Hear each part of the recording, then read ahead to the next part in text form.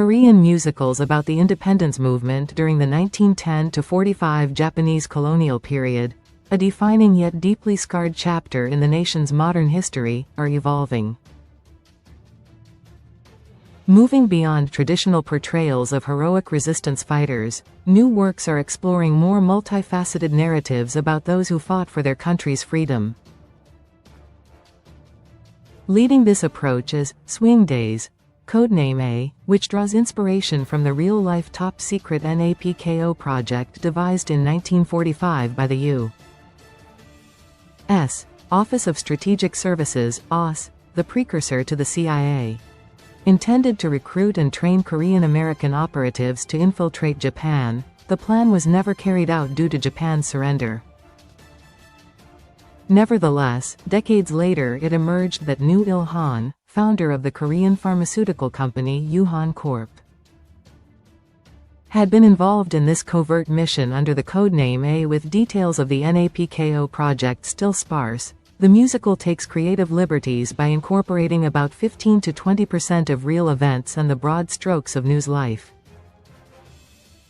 The show's protagonist Yoo Il-hung is portrayed as a conflicted entrepreneur who shifts from cautious neutrality to determined resistance, against a backdrop of espionage, love and sacrifice. Premiered last November, this production springs from an unlikely creative partnership. Kim Hee-jae, best known for writing the 2003 box office hit, Solmida, makes her stage writing debut, and American composer Jason Howland, known in Korea for orchestrating popular shows such as Jekyll and Hyde, Death Note, and The Man Who Laughs, draws on his experience as the composer of Little Women and The Great Gatsby. Howland shared how he approached writing music for a Korean independence-themed musical in an email interview with the Korea Times. Setting the tone when Howland was invited to join the project reimagining the Yuhan Corp. Founder's role in Korea's fight for independence, he was immediately drawn to the power of a story about how far a person would go, and how much of themselves and their life they would give up for the greater good.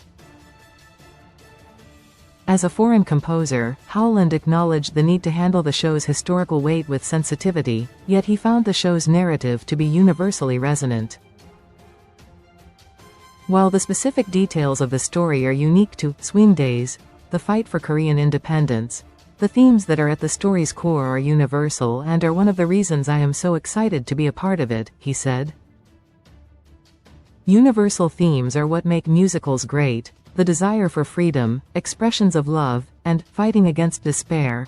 All are concepts that all people share and strive for, and ones that I found it very easy to relate to. Set in the 1930s and 1940s across China, Korea and the US, the musical opens on a lavish party in Shanghai, thrown by Il-hung, a resourceful and charismatic Korean entrepreneur. His seemingly carefree world is upended when independence fighter Veronica bursts into the party, fleeing from Japanese soldiers. Although he initially attempts to remain neutral, witnessing Veronica shot dead at the hands of his childhood friend Yasuo, now Japan's lieutenant, leaves Il-hung deeply shaken. Haunted by Veronica's ghost and wrestling with his own heritage as a Korean, Il-hung begins using his pharmaceutical business as a cover to support Korea's independence movement even further. The plot deepens as Il-hung's good intentions backfire when his medications fall into the wrong hands, fueling kamikaze recruitment efforts. Though Howland composed the score, the songs are performed in Korean by Korean actors. To maintain coherence and emotional integrity, he worked closely with Korean lyricist Park Hae-rim and a translator. I would have a full script and a first draft of a lyric and scene translated for me and use that as inspiration to find the spine of a song or musical moment. Then I would write a first pass of the music, send it to the team and then collaborate on the revisions. Multifaceted characters. The show charts Il-hyung's growth from a confident businessman to an active independence fighter, a role shared by Yoo Jun-sang, Min Woo-hyuk and Shin Sung-rock on alternating schedules. I worked hard to have Il-hung's character move from brash and overly confident to introspective and empathic, Howland explained.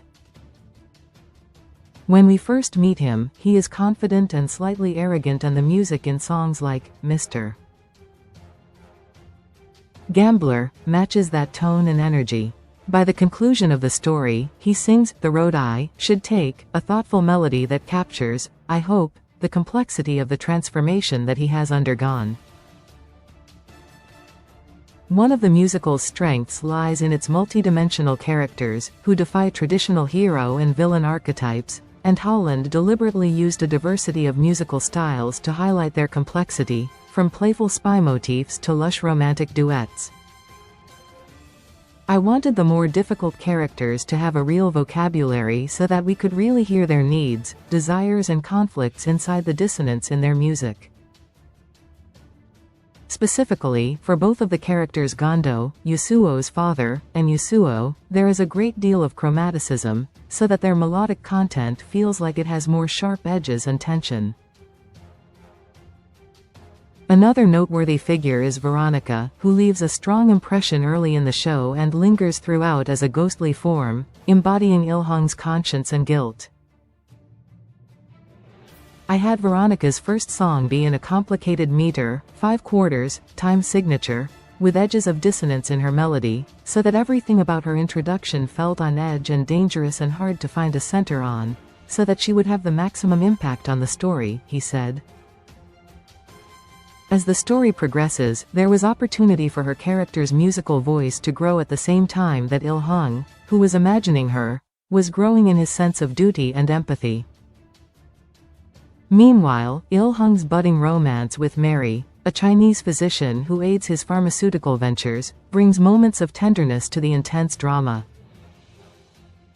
Inside every great musical is a love story, and I really enjoyed writing those moments that are an expression of that for Il-hung and Mary, a true modern couple. Both of them are smart, intuitive and compassionate, and a great partner to the other, the composer said.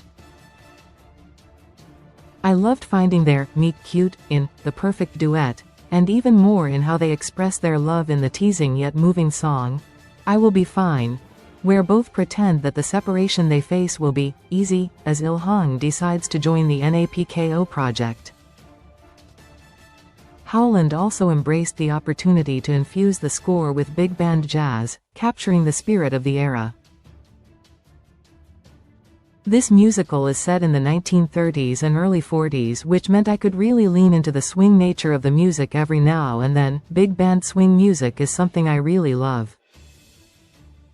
In particular, the number, Swing Dance, in the second act, which has a very classic Gene Krupa feel on the drums, matched with a Paul Whiteman Orchestra big band style arrangement. Beyond Swing Days, Howland will reconnect with Korean audiences later this year through the Korean premiere of his Broadway musical The Great Gatsby. I am so excited to bring The Great Gatsby to the Korean audience, and I truly hope that I get asked to write more musicals for this exciting and thrilling market, he said, eager to deepen his creative ties with Korea's theater scene. I find the artists in Korea to be incredibly talented and inspiring, and I hope I get to collaborate more. I have lots of ideas. Swing Days, codename, runs through February 9th at Chungmu Art Center in Central Seoul.